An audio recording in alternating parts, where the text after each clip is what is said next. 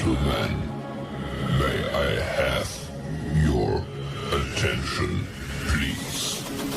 The show starts in 10, 9, 8, 7, 6, 5, 4, 3, 2, 1, go.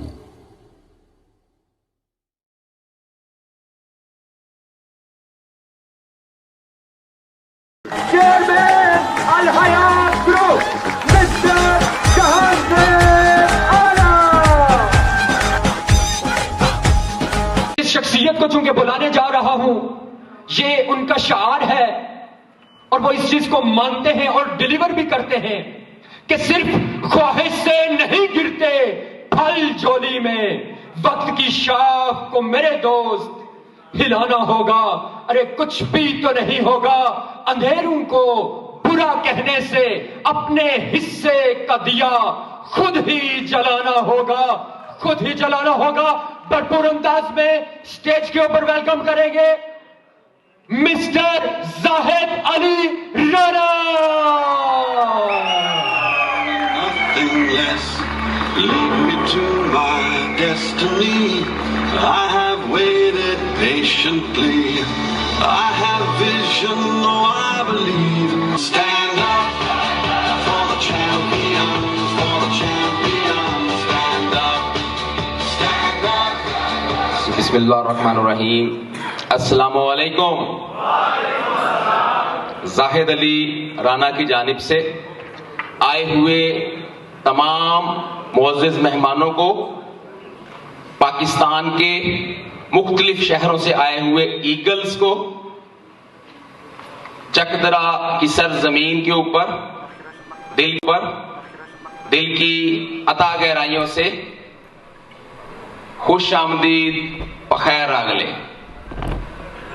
बहुत सारे साथी ऑलरेडी हमारे इस पूरे के पूरे निज़ाम कारोबार को समझते हैं, लेकिन यकीनन कुछ ऐसे भी साथी यहां जरूर तशरीफ लाए होंगे जो आज पहली मर्तबा हमारे किसी सेमिनार में तशरीफ लाए हैं, और पॉसिबल है कि वो अब तक हमारे इस निज़ाम को सही तरह से अंडरस्टैंड ना कर पा रहे हों कि ये कैसा निज़ाम है कि अभी एक प्रोजेक्ट लॉन्च भी नहीं हुआ और हजारों लोग उस प्रोजेक्ट के दीवाने हैं, उसके साथ एसोसिएट हैं, उसके साथ जुड़े हुए हैं, उसकी कामयाबी के लिए उसकी बुनियादें रखने से पहले ही पूरे पाकिस्तान में लोग बेताब हैं। आखिर ये माजरा क्या है, ये क्या सिलसिला है? एक शख्स स्टेज पे आता है, कंपनी का तारुफ करवाता है कि 2002 से ये ग्रुप काम कर रहा। 2017 में अल हयात ने पाकिस्तान में अपने प्रॉपर्टी के बिजनेस का आगाज किया, और एक शख्स आता है वो कहता है 14 महीने पहले स्टार्ट हुआ। ये क्या सिलसिला है? यकीनन बहुत सारे लोगों के ज़हनों में सवालात जन्म ले रहे होंगे। चूंकि मैं बाय प्रोफेशन एक ट्रेनर हूं, उस्ताद हूं, चीजों को समझाना मेरा काम है, तो मैं चाहूंगा कि मेरी स्टेज पे ये जो एंट्री है, कम अज कम पुराने जो हमारे साथी हैं, जो हमारे हम नवा हैं, जो हमारे साथ कंधे से कंधा मिला के चल रहे हैं, उन्हें तो सब पता है, लेकिन जो नए साथी आज पहली मर्तबा इस अल हयात के इवेंट का हिस्सा बने हैं, उन्हें भी समझ आ जाए कि बेसिकली अल हयात करने क्या जा रही है। बेसिकली आप तमाम लोगों की तवज्जो जो है मैं स्टेज की जानिब चाहूंगा, और वो पूरे का पूरा कॉन्सेप्ट जिसके ऊपर पाकिस्तान में एक नया निज़ाम तामीर खड़ा किया जा रहा है, एक नया निज़ाम आंखें खोल चुका है, उस निज़ाम को समझना है। पाकिस्तान निज़ाम آنکھیں کھول چکا ہے، اس نظام کو سمجھنا ہے۔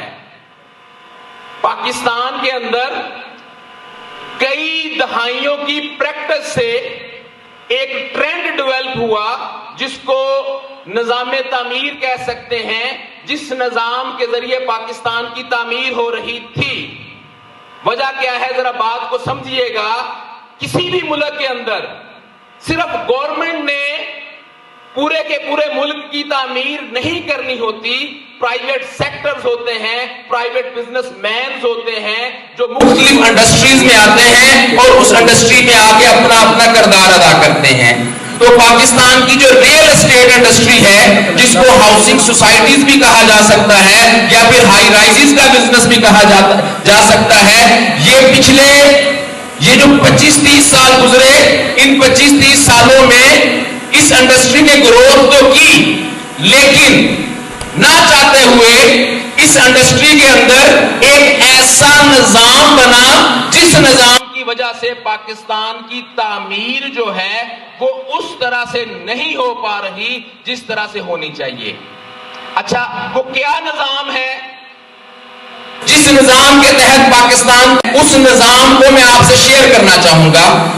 میرے ساتھی، میرے محسن اظہر بھائی نے جو کہا کہ 14 مہینے پہلے آغاز ہوا، تو پھر وہ جو پرانا نظام تھا اس نظام کی جگہ نئے نظام کی جو بنیاد رکھی گئی تھی وہ 14 مہینے پہلے رکھی گئی تھی۔ جو نیا نظام تعمیر دیا گیا تھا، جس نئے نظام کے ذریعے پاکستان کی تعمیر کو جاری و ساری کرنا تھا۔ پہلے میں پرانا نظام آپ لوگوں کے ساتھ شیئر کرنا چاہوں گا تاکہ کم از کم ہمیں پتا چلے کہ مارکیٹ کے اندر اس سے پہلے پاکستان کی تعمیر کس طرح سے ہو رہی تھی اور اب الحیات گروپ پاکستان کو کس طرح سے تعمیر کرنے کے لیے جدوجہد کر رہا ہے۔ اس سے پہلے جب بھی کسی بھی ادارے نے، کسی بھی کمپنی نے کوئی بھی ہاؤسنگ سوسائٹی بنانی ہوتی تھی تو ہاؤسنگ سوسائٹی بنانے کا یا کوئی بھی ہائی رائز پروجیکٹ بنانا ہوتا تھا تو ہائی رائز پروجیکٹ بنانے کا جو طریقہ کار ہوتا تھا وہ کیا ہوتا تھا، یہ سمجھیے گا ذرا۔ جب بھی کوئی کمپنی، کوئی بھی بلڈر، کوئی سوسائٹی آنر سوسائٹی بناتا ہے تو سب سے پہلے ایل پیز آتے ہیں جس کو ہم لینڈ پرووائڈر کہتے ہیں، جو کہ سوسائٹی مالکان کو زمین مہیا کرتے ہیں۔ لینڈ پرووائڈرز کے بعد لینڈ پرووائڈرز کیا کرتے ہیں؟ سوسائٹی مالکان سے کچھ پیسے لے لیتے ہیں زمین کے عوض، پلس اس سوسائٹی کی کچھ فائلز لے لیتے ہیں پیسوں کے عوض۔ وہ فائلز، وہ لینڈ پرووائڈرز کیا کرتے ہیں؟ ان کے پاس ہوتے ہیں ڈیلر حضرات، وہ فائلیں دے دی جاتی ہیں ڈیلر حضرات کو۔ ایڈوانس فائلیں ہوتی ہیں، 4-5 سال کی انسٹالمنٹ ہوتی ہے، 10% یا 15% یا 20% جو ہے وہ بیسیکلی پلاٹ کی قیمت کا ایڈوانس ہوتا ہے۔ اب یہ جو ایڈوانس فائلیں ڈیلر حضرات بائی کرتے ہیں، یہ کیوں خریدتے ہیں؟ 100 200 500 فائلیں ڈیلر اٹھا لیتے ہیں کیونکہ ان کے پاس ہوتے ہیں انویسٹرز، وہ فائلیں اپنے انویسٹرز کو دے دیتے ہیں۔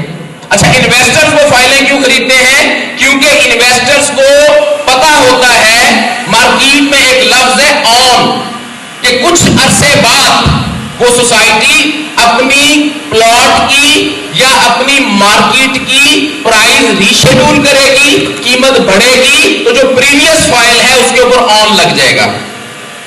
آن حاصل کرنے کے لیے انویسٹرز بڑی بڑی انویسٹمنٹ کرتے ہیں اور سوسائٹیوں کی فائلیں ایڈوانس میں خریدتے ہیں۔ اچھا، آن کے بعد ایک نئی چیز مارکیٹ میں آئی، بنانی ہو یا کوئی بھی کاروبار کرنا ہو، نمبر 1 کسی چیز کو بنانا اور نمبر 2 کسی چیز کو بیچنا۔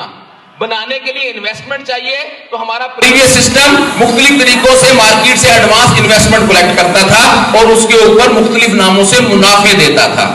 نمبر 2، اس کو بیچنے کے لیے مارکیٹنگ کمپنی آ گئی۔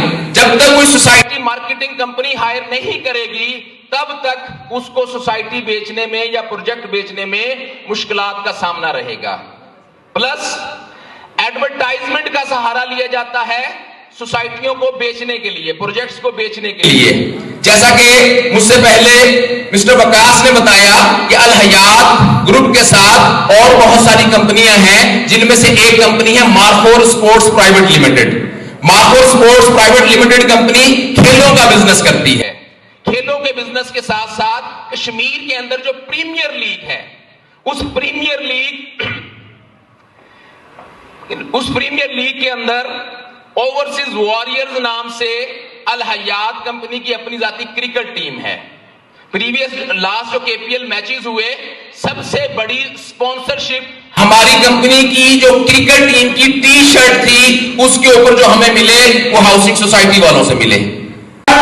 کہ وہ جو قیمت ادا کرتا ہے اس میں سے 70% پیسے جو ہے وہ کہاں چلے جاتے ہیں؟ وہ یہ جو مڈل لنک میں بتا رہا ہوں ان کے پاس چلے جاتے ہیں. سوسائٹی والوں کے پاس صرف 30% پیسہ جاتا ہے جس سے اس نے زمین کی قیمت بھی نکالنی ہوتی ہے اور ساتھ میں ڈیولپمنٹ بھی کرنی ہوتی ہے. یہ وہ نظام تھا جس کے ذریعے پاکستان میں سوسائٹیاں اور بڑے بڑے ہائی رائز پروجیکٹ بن رہے تھے. اس نظام کی وجہ سے پاکستان کے اندر بننے والی سوسائٹیوں میں سے 90% سوسائٹیاں جو ہیں وہ آن ٹائم پہ ڈیلیورڈ نہیں کر پاتی. پیسہ تو یوزر کی جیب سے بہت سارا نکل رہا ہوتا ہے لیکن 70% پیسہ صرف یہ جو بیچ کے مڈل لنکس ہیں جو بیچنے کا کام کر رہے ہیں یا مارکیٹ سے انویسٹمنٹ لا کے دینے کا کام کر رہے ہیں ان کے پاس وہ منافع جا رہا تھا. جس کی وجہ سے پاکستان کے اندر یہ جو تعمیر کا سلسلہ تھا پاکستان کی تعمیر پاکستان کا جو سلسلہ تھا وہ اس طرح سے نہیں چل پا رہا تھا جس طرح سے چلنا چاہیے. صرف 10% سوسائٹیاں آن ٹائم جو وہ کہتی ہیں وہ کرتی ہیں ڈیلیور کرتی ہیں. 90% بہت سارے مسئلے مسائل اور ڈیلے. اب الحیات نے جب یہ نظام دیکھا کہ ان سارے کے سارے مڈل لنکس کو الحیات نے جب یہ نظام دیکھا کہ ان سارے کے سارے مڈل لنکس کو جو سپورٹ کرتا ہے وہ اینڈ یوزر ہے اور اینڈ پہ اگر کوئی سوسائٹی ناکام ہو جائے تو اس ناکامی کی وجہ سے جو سب سے بڑا نقصان اٹھاتا ہے وہ بھی کون ہوتا ہے؟ وہ بھی اینڈ یوزر ہوتا ہے. تو الحیات نے ایک نیا نظام بنایا پاکستان کی تعمیر کے لیے. ایک ایسا نظام بنایا کہ جو اینڈ یوزرز تھے اینڈ یوزرز کو ایک نئے نظام کے تحت ڈائریکٹلی اپنے ساتھ جوڑ لیا. جب اینڈ یوزرز ڈائریکٹ کمپنی کے ساتھ جڑ گئے تو یہ جو بیچ کے جتنے بھی مڈل لنکس ہیں یہ سارے ختم ہو گئے. الحمدللہ رب العالمین الحیات کے ساتھ پاکستان کے اندر اس وقت 8000 سے زائد اینڈ یوزرز موجود ہیں جو ڈائریکٹلی کمپنی کے ساتھ جڑے ہوئے ہیں. الحیات جہاں بھی پروجیکٹ بناتی ہے وہ پروجیکٹ دیکھیں دنیا میں کوئی بھی پروجیکٹ بنانا کوئی بڑی بات نہیں ہوتی. اصل بات کیا ہوتی ہے؟ پروجیکٹ کو بیچنا. کوئی بھی پروجیکٹ اگر بک جائے تو وہ آٹومیٹکلی کامیاب ہو جاتا ہے. تو الحیات کا جو نیا نظام کاروبار ہے اس نظام کاروبار کے اندر الحیات جہاں بھی پروجیکٹ بناتی ہے وہ پروجیکٹ دیکھیں دنیا میں کوئی بھی پروجیکٹ بنانا کوئی بڑی بات نہیں ہوتی. اصل بات کیا ہوتی ہے؟ پروجیکٹ کو بیچنا. کوئی بھی پروجیکٹ اگر بک جائے تو وہ آٹومیٹکلی کامیاب ہو جاتا ہے. تو الحیات کا جو نیا نظام کاروبار ہے اس نظام کاروبار کے اندر انہوں نے اینڈ یوزرز کو اپنے ساتھ جوڑا. وہ منافع جو ان مڈل لنکس کو جاتا تھا جو کروڑ پتی تھے لکھ پتی تھے بڑے بڑے لوگ تھے ان کا منافع روکا اور عام لوگوں کو ڈائریکٹلی اپنے ساتھ جوڑ کے وہ منافع ان کو دینا شروع کر دیا. یہ وہ نظام ہے جس نظام کی وجہ سے الحیات کا سسٹم الحمدللہ رب العالمین پاکستان میں اتنی تیزی سے پھیل رہا ہے کہ صرف اس ہفتے کے اندر ہمارے 3 بڑے ٹاورز کی لانچنگ ہے الحمدللہ رب العالمین. پہلی لانچنگ چکدرا کے اندر الحیات ٹاور 21,000 اسکوائر فٹس کے اوپر. اس ٹاور میں کون کون سی چیزیں آئیں گی کیا ڈیٹیلز آئیں گی میرے بعد انشاءاللہ یہ چیزیں آپ کے ساتھ ڈیٹیل سے ڈسکس ہوں گی. ویری نیکسٹ ویک ہم لوگ ایک اور بڑی لانچنگ کرنے جا رہے ہیں اسلام آباد بحریہ ٹاؤن. ان کا منافع روکا اور عام لوگوں کو ڈائریکٹلی اپنے ساتھ جوڑ کے وہ منافع ان کو دینا شروع کر دیا. یہ وہ نظام ہے جس نظام کی وجہ سے الحیات کا سسٹم الحمدللہ رب العالمین پاکستان میں اتنی تیزی سے پھیل رہا ہے کہ صرف اس ہفتے کے اندر ہمارے 3 بڑے ٹاورز کی لانچنگ ہے. الحمدللہ رب العالمین. پہلی لانچنگ چکدرا کے اندر الحیات ٹاور 21,000 اسکوائر فٹس کے اوپر. اس ٹاور میں کون کون سی چیزیں آئیں گی, کیا ڈیٹیلز آئیں گی, میرے بعد انشاءاللہ یہ چیزیں آپ کے ساتھ ڈیٹیل سے ڈسکس ہوں گی. ویری نیکسٹ ویک ہم لوگ ایک اور بڑی لانچنگ کرنے جا رہے ہیں. اسلام آباد بحریہ ٹاؤن فیز 8 کے اندر الحیات ٹاور لانچ ہونے جا رہا ہے الحمدللہ رب العالمین. اسی طرح سے چکوال کے اندر 20 تاریخ اناؤنس ہو چکی ہے. انشاءاللہ تعالی 20 تاریخ کو چکوال کے اندر بھی الحیات ٹاور کی لانچنگ ہونے جا رہی ہے. آپ اس چیز سے اندازہ لگائیں کہ اگر ایک ہفتے میں 3 پروجیکٹ لانچ ہو رہے ہیں تو یہ پاکستان کی تعمیر کا کتنا مثبت. اینڈ پہ ایک شعر کے ساتھ آج کی یہ بریفنگ کا اختتام کرنا چاہوں گا, کیونکہ یہ بیسیکلی 2023 ایک آغاز ہے ایک انقلاب کا. 2023 میں اللہ کے فضل و کرم سے اللہ نے چاہا تو ہم پاکستان میں کم از کم 100 سے زائد اس طرح کے بڑے پروجیکٹس جو ہیں وہ سٹارٹ کریں گے. ایک بہترین میکنزم بنا ہوا ہے. اس میکنزم میں اگر کوئی نئے لوگ آئے ہیں, آپ اگر ہمارے پروجیکٹ میں انویسٹ کرتے ہیں, ہم سے دکانیں خریدتے ہیں, ہم سے اپارٹمنٹس خریدتے ہیں, اس کے حوالے سے ہمارے پاس آپ لوگوں کے لیے, نئے لوگوں کے لیے بہترین آفرز موجود ہیں, بہترین انویسٹمنٹ اپرچونٹی ہے. یہ اس سے بھرپور فائدہ اٹھایا جا سکتا ہے. آخری ایک شعر کے ساتھ آج کے اس سیشن کا اختتام کروں گا کہ طلوع سحر کی آس میں جو تم آخری شب تک جاگے ہو, طلوع سحر کی آس میں جو تم آخری شب تک جاگے ہو, جاگنے والے سو مت جانا اس کے بعد اجالے ہیں.